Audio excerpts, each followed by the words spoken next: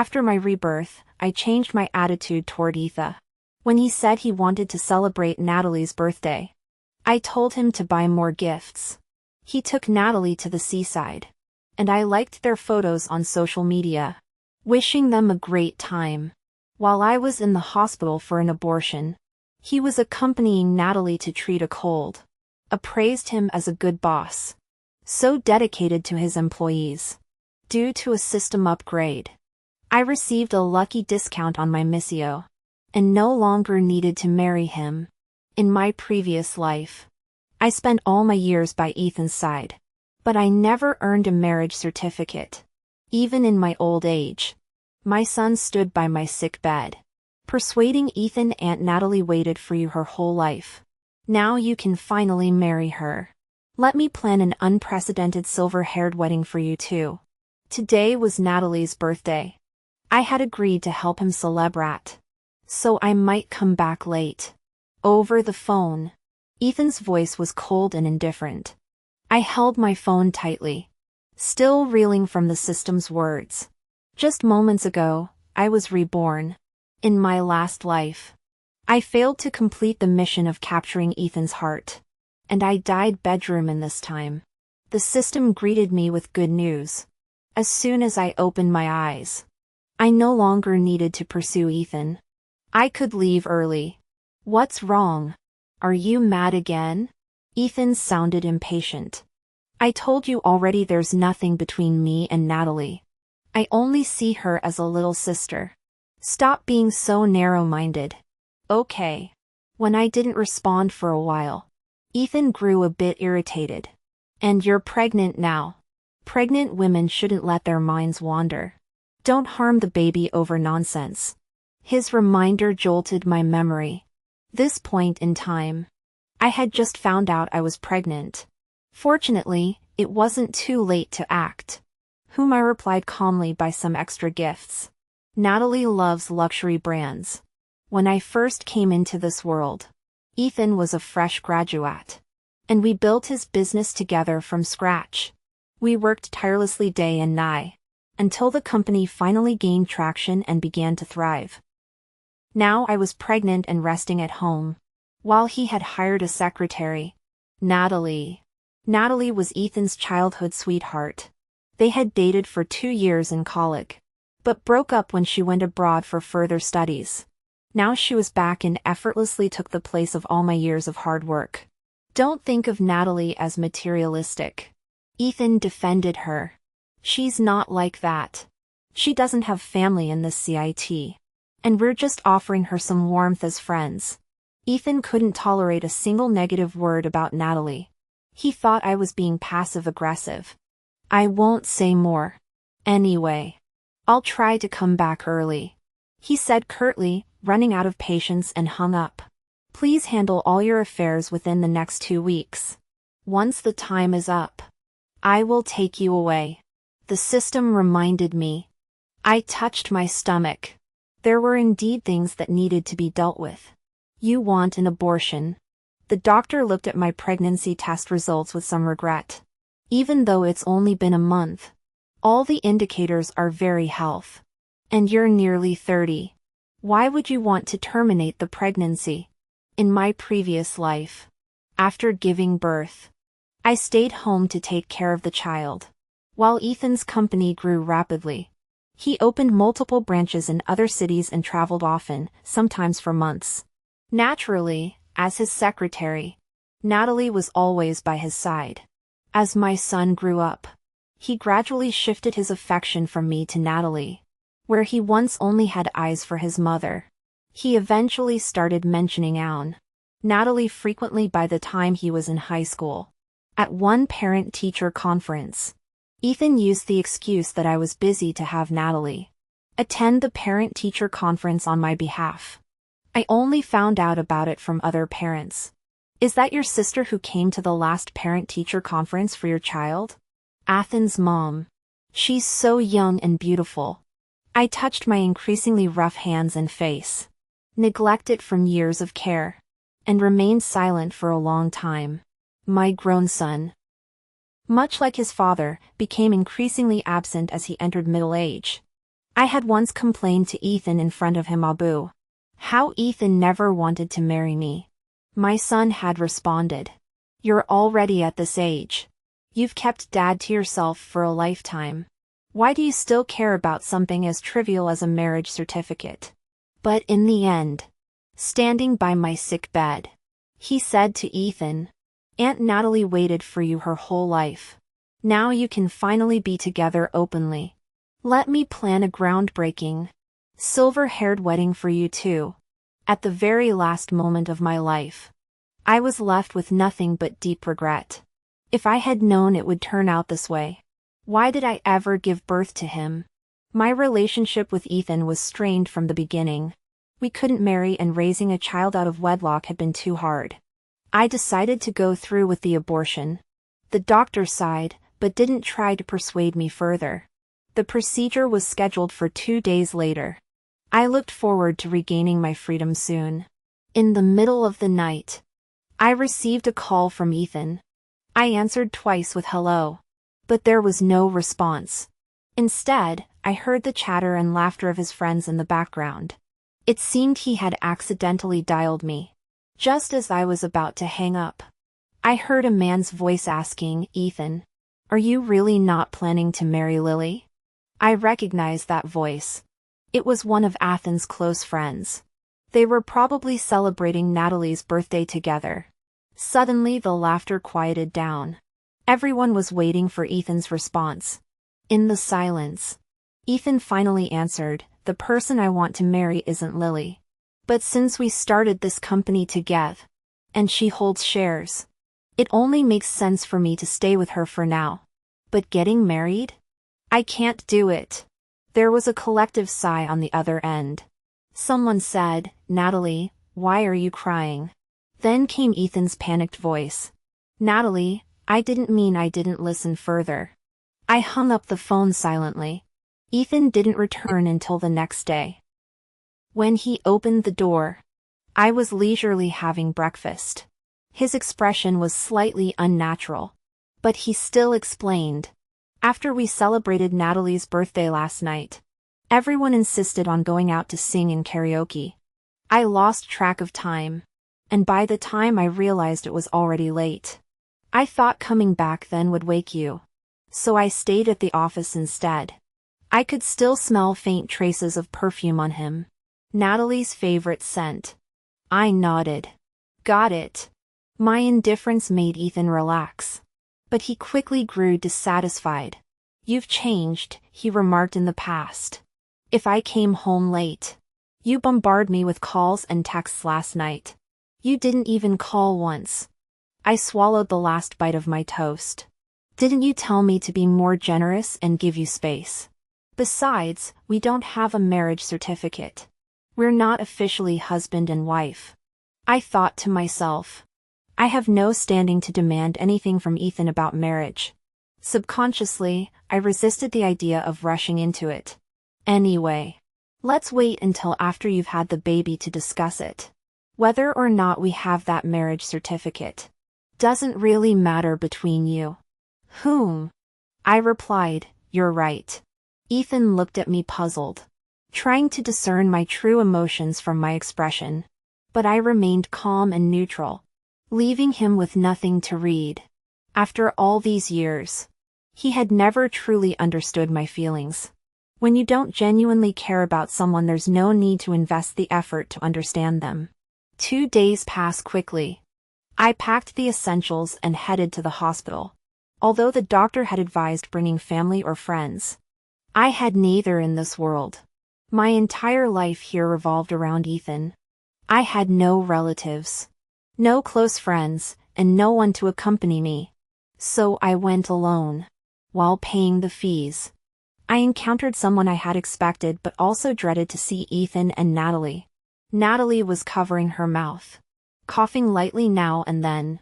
Ethan looked at her with concern, gently guiding her to a seat to res. While he queued up to pay the fees, he looked like a devoted husband, a side of him I had never seen before.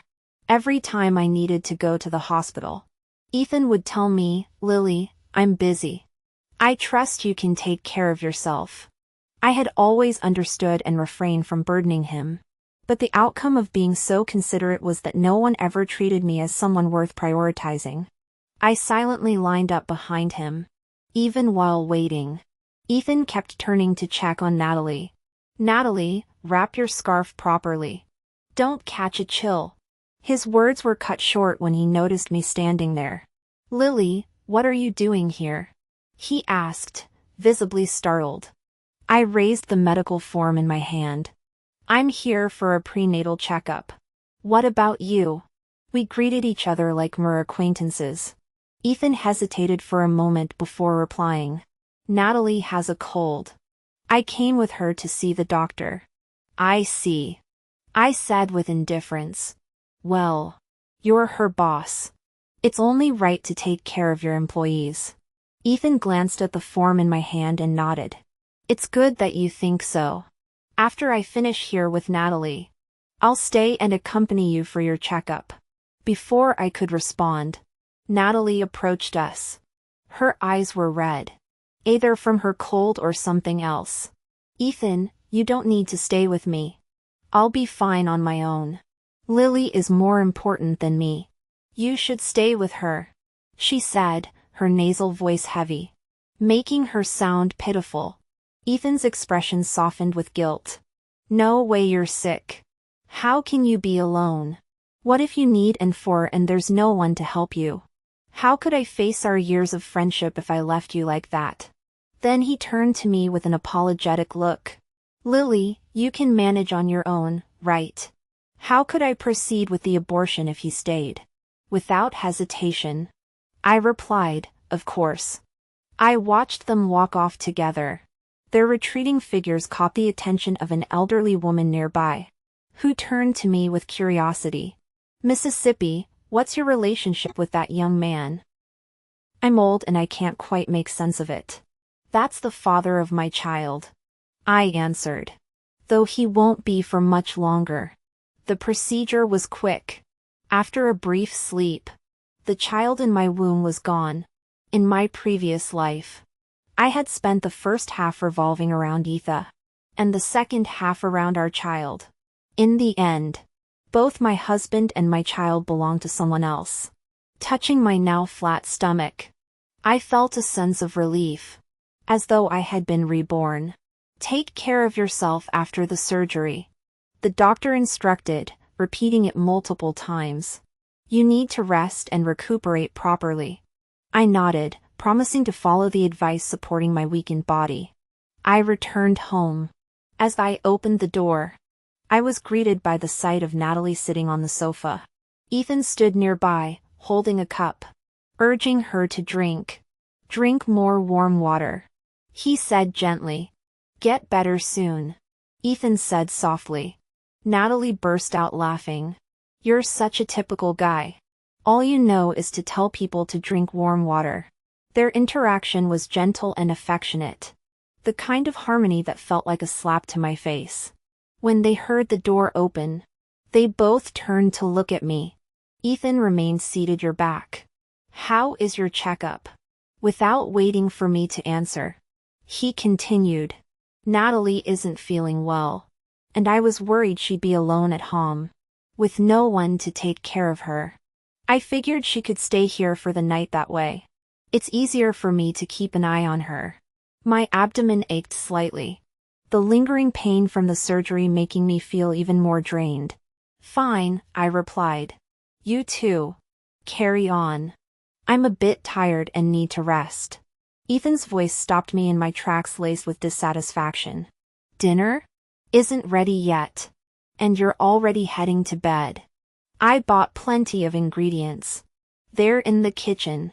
You're great at cooking. And now's the perfect chance for Natalie to try your food. It might even help her recover faster." Even after 2 lifetimes, I still knew exactly how Ethan viewed me. Yet in this moment of physical weakness, his words cut deeper than ever. "Ethan," I said, my tone cold and restrained. "Which is more important? Natalie's cold or my pregnancy?" Ethan passed taken aback. "Those two things aren't related. Why are you comparing them?" I closed my eyes, suppressing the bitterness that threatened to overflow. I said, "I'm tired. Didn't you hear me? I'm carrying your child. Are you really asking a pregnant Wilma, who's unwell, to cook dinner for your childhood sweetheart?" Athen's face darkened. "If you don't want to cook, fine. But don't bring Natalie into this.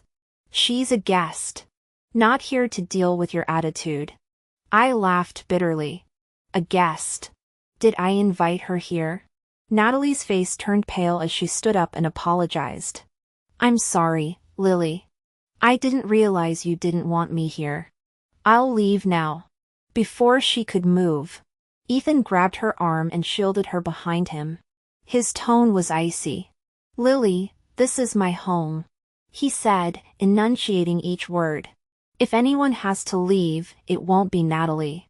I almost forgot this house was bought with the first bit of moan we earned together.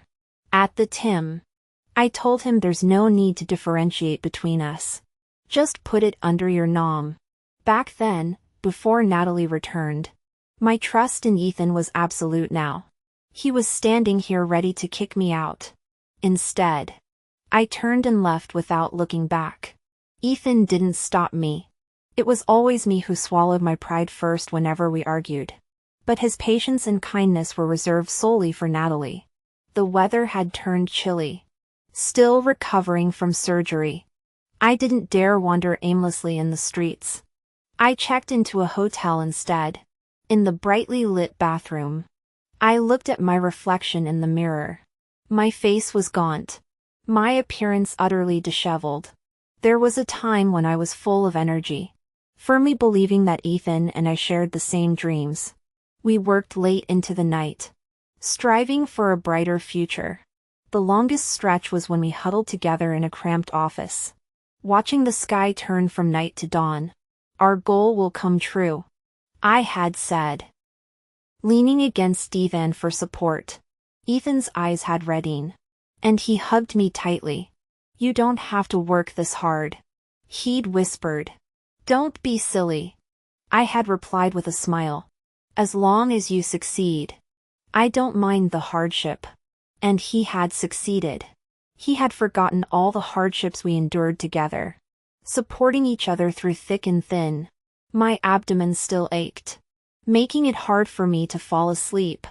I tossed and turned until late into the night and finally drifted off. When I woke the next day, it was already afternoon. My phone was eerily silent. No calls, no messages. The pin chat with Ethan showed no updates. The last message was from 2 weeks ago. I absent-mindedly scrolled through my social feed and saw Natalie's latest post.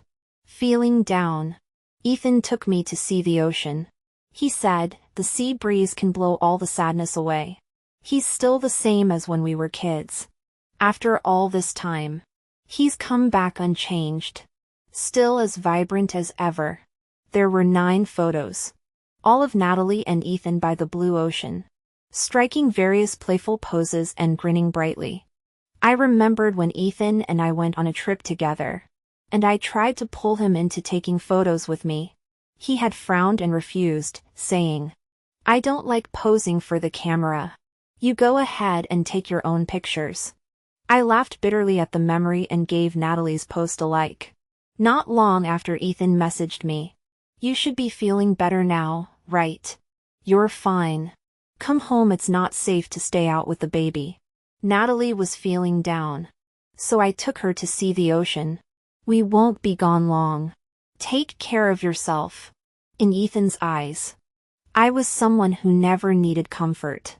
In the past I might have cried or argued, but now I felt nothing, even the only tie between us. Our child was gone. As of yesterday, there was nothing left between us. I replied, "Hope you both have a great time." The typing indicator on his end blinked for a while, but in the end he didn't respond. I went back to the apartment, packed my belongings and sorted through everything. I threw out what I didn't need, and gave away what could be donated. There was even a new set of cookware I had bought to make soups for Ethan's stomach issues. It was no longer necessary. So I gifted it to my neighbor Grace, who was a few years older than me. She pulled me aside and asked, "You and Ethan didn't have a fight, did you?" I shook my head. "Oh, let me tell you," she said, pointing at my apartment door. "Last night a young woman stayed over at your place. It was already midnight and I could hear her and Ethan laughing and chatting. Then this morning I saw them leave together pulling suitcases." She sighed and continued, "You know men are easily tempted. You're pregnant now, so you have to watch him closely. Don't give other women a chance to worm their way in. But honestly, if his heart's not with you, no amount of watching will help." I spent the next 2 days scrubbing every trace of my life from that apartment. When I looked at the half-empty rooms, I felt no attachment across 2 lifetimes. The happy moments I'd had in that house were pitifully few. With less than 10 days left before my departure, I planned to stay at a hotel. But as I stepped out, I saw Ethan's car parked outside. He had returned. It was already evening and the light was dim. I couldn't hear what Natalie was saying in the passenger seat, but she was smiling. Ethan reached out, took her hand and kissed it. In my past life, I had witnessed a similar scene. When Ethan and Natalie brought our 10-year-old son to an amusement park, I had stayed home to care for Ethan's sick mother. That night there was a fireworks show at the park, and as the sky lit up brilliantly, Ethan and Natalie had shared a passionate kiss. Our son Sean had covered his eyes and laughed, and someone nearby had taken a photo of them. The picture was posted online showing a handsome man, a beautiful woman, and an adorable child. The caption, "This must be the perfect picture of happiness." Someone recognized Ethan and commented, accusing him of cheating. But Ethan, using my name, had replied, "We were never married. So how is this cheating?" This incident didn't cause much of a stir. Without the legal bond of marriage, it was merely a faint whisper of moral condemnation, quickly silenced by Ethan. I confronted him with the photos, demanding an explanation. Ethan responded coldly, "If you still want to stay by my side and raise Sean, stop making a big deal out of this. No one is allowed to hurt Natalie." Sean echoed his sentiment. "Yeah. Mom, stop questioning Dad. Aunt Natalie has been so upset. She cried several times when she's unhappy. I'm unhappy. And if I'm unhappy, you'll be sat to WR." I stood silently for a moment, then walked away. My phone buzzed. It was a message from Natalie. A picture of Ethan kissing her. Seconds later, she retracted it and sent a panicked follow-up. "Sorry, Lily. I sent it to the wrong person. You didn't see anything, did you?" I blocked her immediately. Within minutes, Ethan called, his tone furious. "Lily, why did you block Natalie? Why do you always hurt her for no reason?" I was too tired to explain myself. Whenever Natalie was involved, Ethan became blind to reason, willing to go against the entire world for her. His intelligence seemed to plummet when it came to her. "You're so petty," he accused. "I don't think I'll come home anytime soon. Take this time to calm down and reflect on your behavior." He angrily hung up the phone, likely turning to comfort Natalie, who was once again pretending to be hurt. That so-called home was already empty. Whether Ethan returned or not made no difference to me. In the final days before my departure, I decided to visit the only person I still cared about, Ethan's mother, Lon. Even though Ethan and I had never married, I had called her mom my entire life. She was kind and had always treated me like her own daughter, constantly advising Ethan to be good to me. In my past life, after she became ill and her caregiver neglected her, I did everything I could to take care of her, surpassing even Ethan's efforts as her biological son. Currently, she lived in her house in the suburbs. I had invited her to stay with us several times, but she always laughed and refused, saying she didn't want to disrupt our married life. She said she would come and help after the baby was born. As I approached her house, I noticed a familiar car parked in the driveway. I hadn't expected to run into Ethan here. Just as I was about to leave, I heard voices coming from inside. "Natalie, I've missed you these past few days. I think about you all the time," Lon said in a loving tone. "It's Ethan's fault," Natalie replied playfully. "He took me to the ocean a few days ago, and didn't want me to tire myself out. Otherwise, I'd have come to see you sooner." My feet felt rooted to the ground. The conversation continued. "It's a good thing Ethan cares about you," Lon said warmly. "I never thought that boy had it in him to care about anyone. Look at how he treats Lily. He doesn't even care about her as much as a strand of your hair." Lamb laughed, her words unfamiliar and cutting. "Natalie, remember this. The daughter-in-law of the Ethan family is only you. Both Ethan and I recognize you. I've thought of you as my daughter-in-law since you were a child. If it weren't for your unique condition, your inability to have children, Ethan wouldn't have had to keep Lily around. Don't worry, Natalie, once Lily has the baby, you and Ethan can get married. That child will be yours and Ethan's." It felt like a bolt of lightning striking me out of nowhere. My mind went blank, leaving me in a day. So that's how it was in my past life. My son Sean initially only had eyes for me as his mother. But every time he stayed at Lan's house for a while, he'd come back closer to Natalie and colder toward me. Now I understood.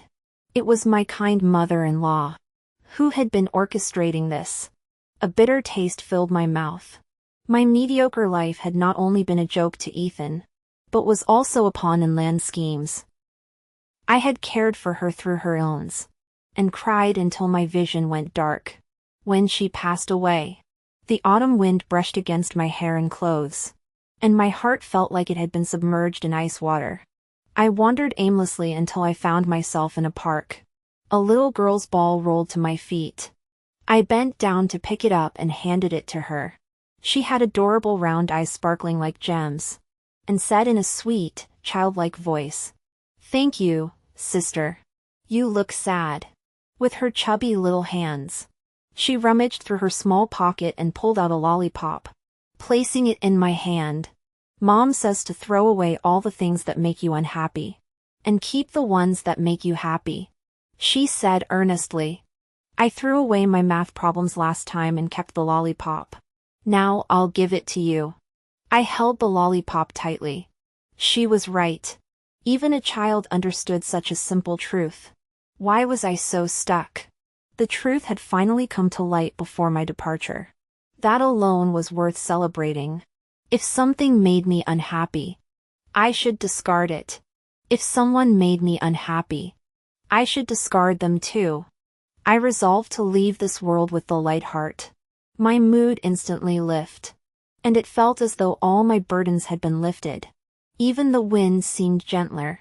Ethan didn't come home for an entire week, likely thinking that giving me space would teach me to behave, just as it always had in the past. Every time we fought, this was his solution, and every time I would give in, becoming the compliant and obedient Lily.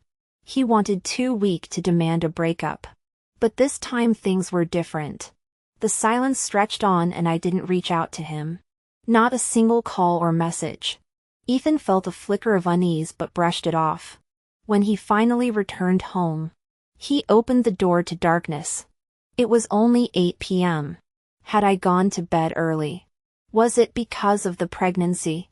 Concern flickered in his mind as he turned on the lights. The sight of the half-empty house stunned him. His eyes widened in disbelief, and he rushed to the bedroom, pushing the door open with a bang. I wasn't there.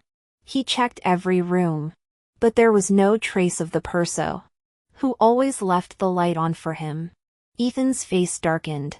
Lily's gone too far this time, running away from home. Even if she came back begging for reconciliation, he resolved not to forgive her so easily this time. He sat on the couch in the living room, his gaze falling on a piece of paper pinned under a glass on the coffee table. From his angle, he could just make out the words hospital receipt. Ethan picked up the glass and saw the itemized list on the receipt. One line: surgical fees. His confusion turned to horror as he processed the information. His face paled. Lily. He murmured her name through gritted teeth. He frantically called my number. But like Natalie, he discovered that I had blocked him for the first time. Fear gripped Ethan's heart like never before. He had never imagined that someone as obedient and eager for a child as me could so easily decide to have an abortion. That was his child. How could I make that decision without him? Ethan rushed out of the house, running into Grace, our neighbor who had just returned from her evening walk. Ethan, you're finally back. Do you know where Lily is? I haven't seen her in over a week. She called out. Ethan didn't answer like a headless chicken. He began searching for me everywhere. I only had a handful of acquaintances. I hadn't gone to the office. Nor had I been to Lan's house. He spent the entire night searching, but found no trace of me. When he was on the verge of despair, a friend informed him that they had found my name on the guest list of a hotel. Ethan rushed over without delay, only to be told that I had already checked out. Today was the day I would leave this world, and I felt exhilarated. I left the hotel early in the morning, and chose the park as the place where I'd say goodbye. The system asked if I wanted to bring anything alone. Could help me carry it. I squeezed the lollipop in my hand. The one the adorable little girl had given me. This will do, I said. The system informed me that upon returning to my original world, I would receive a reward of $1 billion in cash. The wealth I had created in this world was valued at $50 million. And with the system's upgrade, the reward had been doubled. It was an unexpected windfall that lifted my spirits even higher. Meanwhile, my phone buzzed incessantly, displaying countless missed calls from Ethan. After some thought, I unblocked him and called him back. Lily, what the hell are you doing? Where are you? I've been looking for you for an entire day and night. Ethan's voice came through furious and panicked. Rarely did he show such unrestrained emotion. Why did you get rid of the baby? How could you make such a selfish decision without even telling me? I'm the father. Ethan, I said calmly. Do you know when I had the abortion? Ethan didn't answer. It was the day you accompanied Natalie to the hospital for her cold. You're right. I've always been capable of taking care of myself. So I went alone. You went through with it just because I was with Natalie? He asked, still seemingly confused. Ethan, I said evenly. I've told you before. I only ever saw her as my sister. No one kisses their sister.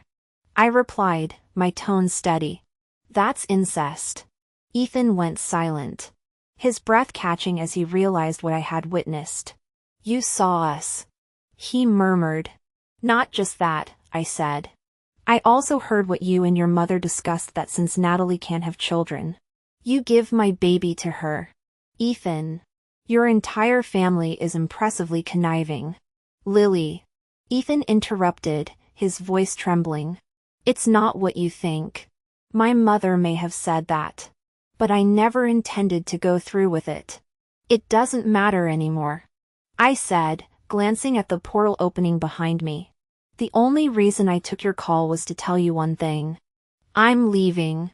Where are you going? Ethan's voice rose in panic. You have no one but me.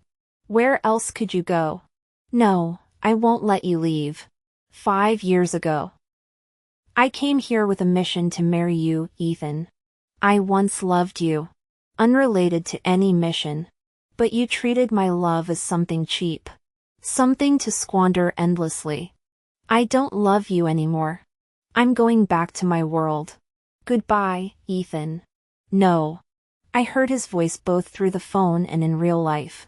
Looking up, I saw him sprinting toward me from the other side of the park. His hair disheveled. He had used my phone's GPS to find me. His eyes widened as he saw the shimmering portal behind me.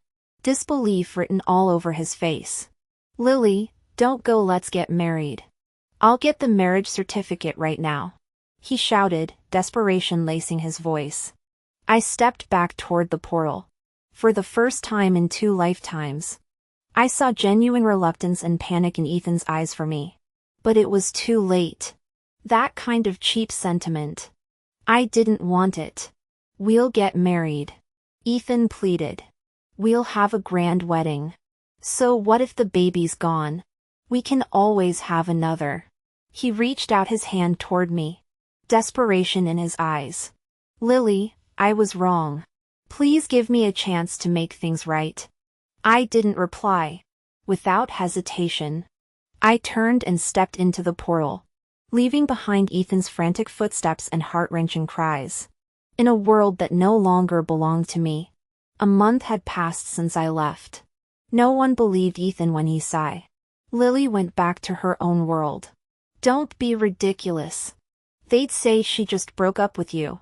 Ethan couldn't even find solace in their attempts to comfort Hai. For the first time, he realized how empty and cold his home was. No more bustling figure in the kitchen. No more warm meals on the table. No one unconditionally forgiving his every mistake. He stared at the hospital receipt over and over, haunted by the memory of that day. He had been running up and down the hospital for Natalie's cold, while I lay alone in the operating room, surrounded only by cold, sterile instruments. What once came to him so effortlessly, the warmth, the love, was now just a flood of precious memories. Suddenly invaluable, Natalie moved into the home I had once shared with Ethan, filling the empty space with her presence. Yet something felt off. Was it the bed sheets and colors I would never have chosen? The meals that didn't suit his taste? Or the soap operas on TV that I would have never watched? He couldn't quite place it. Natalie chirped endlessly about her day, complaining about work and coworkers. But Ethan's mind wandered. He found himself thinking about me. How I had never complained. How I always encouraged him, helped him analyze problems, and stood by him during the hardest times. I had built a business with him from nothing, and even after his success, still brought him late-night bowls of soup to soothe his stomach. Every time he saw Grace, our neighbor, she sighed deeply. Ethan, you've lost a rare gem like Lily, won't you regret it? Ethan began dreaming about me frequently. His mother Lon tried to console him. Lily is gone. And that's that. What a pity about my grandson, Natalie. Can't have kids. Where will you ever find another woman as genuine as Lily? Meanwhile, the once thriving business Ethan had built began to falter. Orders plummeted, and no matter what effort he made, the company's decline seemed unstoppable. Under immense stress, Ethan started losing focus. One day while driving, his exhaustion caught up with him, and he had a severe car accident. He spent 3 months in the hospital recovering. Lon, distressed over her son's condition, fell ill herself. First, Natalie split her time between caring for Ethan and Lon, but her patience quickly wore thin. She eventually hired a caretaker and stopped visiting altogether. One day, Lon tearfully confided in Ethan. You see someone's true colors over time. Natalie isn't someone you can count on in hard times. She's nothing compared to Lily. If Lily were still here, she'd be taking care of both of us so well. Where in the world can you find another Lily? The last time Natalie visited, it wasn't to comfort Ethan, but to inform him that most of the company's employees had quit. The company's collapsing. She said bluntly, Zenith Corporation offered me a job, and I accept it. Ethan, we're not a good match. Let's break up. But Natalie never actually started her new job. She had betrayed Ethan, leaking confidential company information, which tarnished her reputation in the industry. She became blacklisted, struggling to find work. Meanwhile, the caretaker Lon relied on neglected her duties. One night, while the caretaker napped in another room, Lon tried to get out of bed to use the bathroom. She called for help but got no response. Struggling on her own, she fell, hitting her head on the floor and dying instantly. Ethan, limping from his injuries, arranged Lan's funeral by himself. On the day of her burial, his company officially declared bankruptcy. Ethan stared at his reflection in the mirror. His unkempt beard and haggard face stared back, a stark contrast to the confident man he once was. In just a short time, he had fallen from the heights of success to the depths of despair. The version of himself who had thrived alongside Lil now felt like a distant memory from another lifetime. Ethan understood clearly. He could no longer rise from this fall without Lily. He was nothing.